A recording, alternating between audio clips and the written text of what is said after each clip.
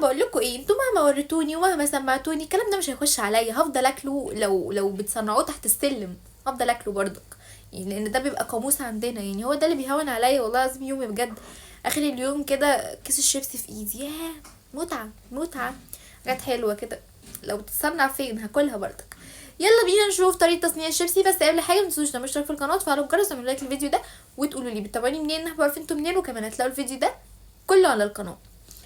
مش عارفه ليه هو قالب على ليفت، عارفين انتوا الليفت الاحمر اللي احنا بنخلله ده، هو قالب على ليفت مش عارفه ليه. ايه ده بقى؟ تسطيه وتسطيه، انتوا مش هتخلصوا كده، تقعدوا 4 سنين تعملوا فيه. بصوا بقى البطاطس عامله ازاي، البطاطس محمره كده ليه؟ ايه سبب ان البطاطس تبقى حمرا كده؟ قوليلي قولولي قولوا لي ان برضك ماما ساعات بتجيب بطاطس بتبقى فيها حته حمرا كده، عايزه اعرف ايه الحمار ده. يعني انا سمعت ان دي بيبقى زي علاج ليها، يعني بتبقى حلوه.